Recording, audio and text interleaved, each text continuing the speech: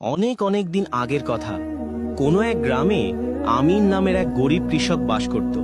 তার কাছে সামান্য কিছু জমি ছিল, যাতে সে শাকসবজি চাষ করে নিজের দিন গুজরান করত। আমিন একা ছিল, না স্ত্রী না সন্তান, তার কেউ ছিল না। আমিন প্রতিদিন সকাল সন্ধ্যা তাজা শাকসবজি গ্রামের মির্জা সাহেবের বাড়িতে পৌঁছে দিত।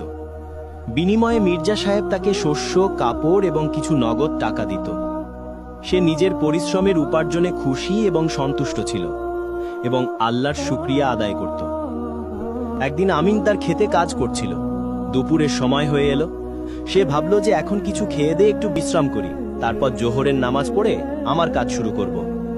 সেই সময় এক রাখাল, যার নাম ফিরোজ, তার ভেড়া বকরি নিয়ে তার ক্ষেতের পাশ দিয়ে যাচ্ছিল। আমিন তাকে দেখে নিজের সাথে খাবারে শরিক হতে এবং কিছুক্ষণ বিশ্রাম করার জন্য দাওয়াত দিল। ফিরোজ আমিনের কথা ফেলতে পারল না। সে সেখানে থেমে গেল। তার ভেড়া বকরি ক্ষেতের এদিক ওদিক চড়তে লাগলো। ফিরোজ খাবার খেয়ে বিশ্রামের জন্য নিজের পা ছড়িয়ে আমিনকে জানালো যে তার গ্রামে বৃষ্টি না হওয়ার কারণে লোকজন সবুজ এলাকার খোঁজে বেরিয়ে পড়েছে। সেও সেই জন্য নিজের ভেড়া বকরি নিয়ে বের হয়েছে। ফিরোজের পালের মধ্যে এক ভালো জাতের ভেড়াও ছিল। তার চকচকে এবং নরম পশম খুব সুন্দর ছিল। ফিরোজ আমিনকে জানালো এই ভেড়াটি খুব বিরল জাতের। আমিন ফিরোজের কথা শুনতে থাকলো। এরই মধ্যে সে কিছু তরমুজ এবং কাঠও ফিরোজকে দিল। ফিরোজ বলল, ভাই, আমি খাবার পেট ভরে খেয়েছি, তোমার আতিথেয়তায় মন খুব খুশি হয়েছে। অস্বীকার করে তোমার মন ভাঙব না। এই ফল রেখে দিচ্ছি, সন্ধ্যায় খেয়ে নেব। কিছুক্ষণ বিশ্রাম করার পর ফিরোজ সেখান থেকে নিজের ভেড়া বকরি নিয়ে সামনে সফরের জন্য রওনা হয়ে গেল। সন্ধ্যায় নিজের কাজ শেষ করে আমিন তাজা শাকসবজি মির্জা সাহেবের জন্য নিয়ে এলো এবং তার বাড়িতে পৌঁছে দিয়ে নিজের কুঁড়ে ঘরে চলে এলো। পরদিন আমিন যখন নিজের ক্ষেতে পৌঁছালো, তখন সেখানে দামি পশমওয়ালা ভেড়াটিকে দেখে অবাক হয়ে গেল। সে ভাবল এই ভেড়াটি নিশ্চয়ই সেই ফিরোজের, যে গতকাল তার কাছে কিছুক্ষণ থেমেছিল। এই ভেড়াটি নিজের পাল থেকে বিচ্ছিন্ন হয়ে গেছে। আমি ফিরোজকে খুঁজে এর ভেড়াটি তাকে পৌঁছে দিই। সে এক উঁচু গাছে উঠে পড়ল এবং চারদিকে দূর দূরান্ত পর্যন্ত নজর বলালো, কিন্তু ফিরোজকে কোথাও দেখা গেল না। আমিন চিন্তিত হয়ে পড়ল যে এখন কি করবে। ভেড়াটি তার ক্ষেত থেকে বাইরে যাওয়ার নামই নিচ্ছিল না। আমিন মনে মনে ভাবল যে যদি ফিরোজ তার ভেড়াটি খুঁজতে খুঁজতে ফিরে আসে, তবে তাকে দিয়ে দেব।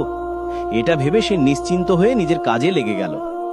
সন্ধ্যায় বাড়ি ফেরার সময় সে ভেড়াটিকেও নিজের সাথে নিয়ে এলো, যাতে রাতে কোনো বন্য জন্তু শিকার না হয়ে যায়। গ্রামবাসী উন্নত পশমওয়ালা এই ভালো জাতের ভেড়া দেখে অবাক হয়ে গেল। তারা আজ পর্যন্ত এত সুন্দর ভেড়া দেখেনি। ধীরে ধীরে এই ভেড়ার খ্যাতি মির্জা সাহেবের কানে পৌঁছালো। মির্জা সাহেব আমিনকে ডেকে বলল, এই ভেড়াটি খুব উন্নত জাতের, ওটা আমাকে দিয়ে দাও, আমি ওটার পশমের শেরওয়ানি বানাবো। আমিন অস্বীকার করে বলল, মির্জা সাহেব, এই ভেড়া আমার নয়, ওর মালিক আসবে তো আমি তাকে ফেরত দিয়ে দেব। মির্জা সাহেব বলল, ওর মালিকের আশার অনে এতক্ষণে চলে আসতো, সে জানে না কত দূর পৌঁছে গেছে।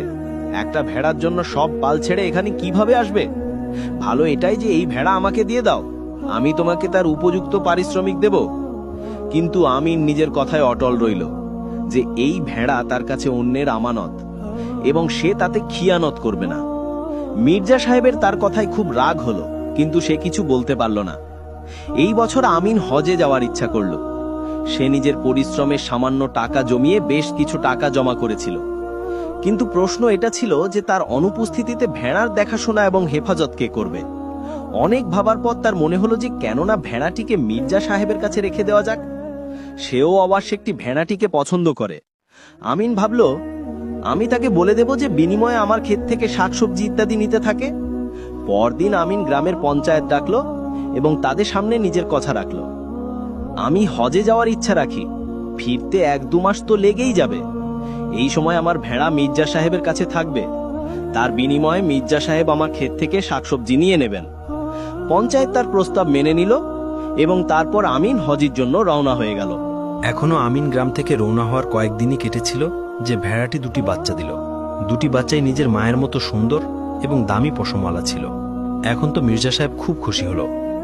সে ভেড়ার আরো সুন্দরভাবে দেখাশোনা করতে লাগলো। কিছুদিন পরেই ভেড়ার বাচ্চারা দৌড়াদৌড়ি করতে লাগলো। অবশেষে একদিন আমিন হজ করে ফিরে এলো এবং এক দুদিন পর মির্জা সাহেবের কাছে নিজের